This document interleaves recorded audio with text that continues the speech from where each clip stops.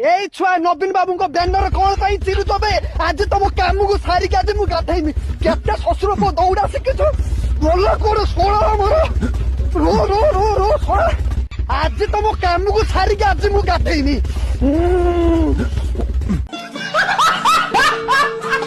ମଉସା ଆମ ନବୀନ ବାବୁନି ନା ଆମ ଚାଷୀ ମାନଙ୍କ ପାଇଁ ବହୁତ କିଛି ଉନ୍ନତି କରିଛନ୍ତି। ନବୀନ ପଟ୍ଟନାୟକ ସେ ମାଗା ଉନ୍ନତି କରିନା ଚାଷୀ ମାନଙ୍କର ଗାଣ୍ଡି ମାରୁଛି।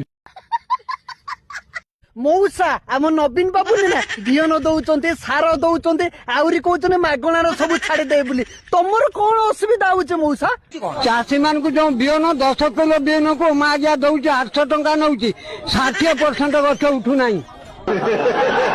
ଆଚ୍ଛା ମଉସା, ଆରେ ନବୀନ ବାବୁ 25 ବର୍ଷ ଶାସନ କଲା ମଧ୍ୟରେ ଆରେ ଚାଷୀ ମାନଙ୍କ ପାଇଁ ବହୁତ କିଛି ଉନ୍ନତି କରିଛନ୍ତି। ଏ ମଧ୍ୟ ଇଲେକ୍ସନ ଯାଇ ସାରିଲା ପରେ ଚାଷୀ ମାନଙ୍କ ପାଇଁ ଆହୁରି ବି ମଧ୍ୟ ଉନ୍ନତି କରିବେ। ନବୀନ ବାବୁ ଚାଷ କରିନାହାନ୍ତି ବୋଲି କଣ ଚାଷର ମହତ୍ଵ ଜାଣିନାହାନ୍ତି ନା କଣ? ସେ ଶଳା ତ ଚାଷ କରିଛି ନା ଜାଣିଛି, ଶଳା ତ ମୂଳ ତ ମାଇକ ନାହିଁ, ଛୁଆ ପିଲା ନାହାନ୍ତି, କେହି ନା ଆଣ୍ଟୁକୁଡା। ସେ ଚାଷର ମହତ୍ଵ ଜାଣିଛି କଣ ଯେ ସେ ଚାଷ କଥା ବୁଝିବ? ମଉସା ମୋ କଥା ଟିକେ ବୁଝିବା ପାଇଁ ଟିକେ ଚେଷ୍ଟା କର, ନହେଲେ ମୋ ମୁଣ୍ଡକୁ ମାରିକି ମୁଁ ପଠେଇଦେବି। ନବୀନ ବାବୁ ଚାଷୀ ମାନଙ୍କ ପାଇଁ ଉନ୍ନତି କରିଛନ୍ତି, ତମେ ବୁଝିବା ପାଇଁ ଟିକେ ଚେଷ୍ଟା କର। ହଉ ଛାଡ ମାଉସୀ, ଏଥର ତମେ କାହାକୁ ଭୋଟ ଦବ? ଝାଡା ହେଇକା ନବୀନ କେ ଅଧଉଶାଳା ପେଟ ବିନ୍ଧା ଚଢକ ମରାକୁ ଭୋଟ ଦେମି। ରାସ୍ତା ନାହିଁ, ଘଟ ନାହିଁ। ମାଉସୀ ନବୀନ ବାବୁ ଚଡକ ମରା।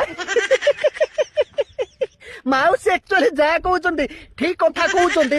ଅଧିକାଂଶ ଗାଁରେ ଆଜ୍ଞା ପାଣି ଟ୍ୟୁବଲ ଟେ ବି ମଧ୍ୟ ନାହିଁ, ରାସ୍ତା ଟେ ବି ମଧ୍ୟ ନାହିଁ। ଫିର ବି ଆମେ ନବୀନ ବାବୁକୁ ଏଇଥର ଖଣ୍ଡିଏ ଭୋଟ ମାଉସୀ ଦିଅ ବା।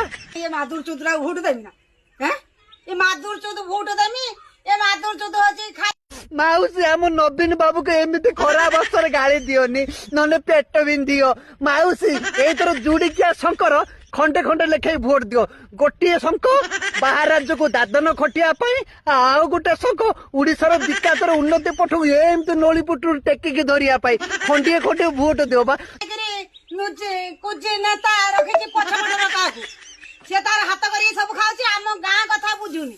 ମାଉସୀ ଏତେ ସମୟ ପୁରା କଥା ପଦେ କହିଲ ବା। ନାଇଁ ଆଜ୍ଞା, ଗାଁ ଗଣ୍ଡରେ ଆପଣ ମାନେ ଲକ୍ଷ୍ୟ କରୁଥିବେ କିଛି ଅଛନ୍ତି କୁଜି ନେତା, ପୁରା ପକ୍କା ଗୋଟେ ଗୋଟେ ମାଧାର ଚୋଦ। ମାନେ ଦେଖିବ ଦୋକାନ ବଜାର ଇଲେକ୍ସନ ଟାଇମରେ ବସି ଯାଇଥିବେ, ଇଏ ଦଳ ଜିତିବ, ସେ ଦଳ ଜିତିବ। ଗାଁରେ ଆଗେ ଜନସଂଖ୍ୟା ଆଦି ପଚର ଦେ ତା ବି ମଧ୍ୟ କହିପାରିନି। ଗାଁର ଗୋରଦାରୀ ରାଜନୀତି କରୁଛନ୍ତି। ଗାଁକୁ ଆଗେ ବିଶୃଙ୍ଖଳା କରିକି ସରକାର କାମ ଯେତିକି ଆଉଛନ୍ତି ମାରି ଛାଟି କରି ଖାଉଛନ୍ତି। ଶ୍ୱଶୁର ପୁଅ କୁଜି ନେତା ତମ ଗଣ୍ଡିର ବୁମ୍ବ ପୁରେଇ ପୁରେଇ ଏମିତି ଏମିତି ପୁରେଇ ପୁରେଇ ବଙ୍କା କରିଦେଲେ। ନାଇଁ ନା କିଛି ନେତା ମନ୍ତ୍ରୀ ଅଛନ୍ତି ଆଜ୍ଞା, ଯଦି ଠିକ ଭାବରେ ରାଜନୀତି ଶିଖିଥାନ୍ତେ ନା ଇଲେକ୍ସନ ଟଙ୍କା ଖୁମ୍ବାଡନ୍ତେ।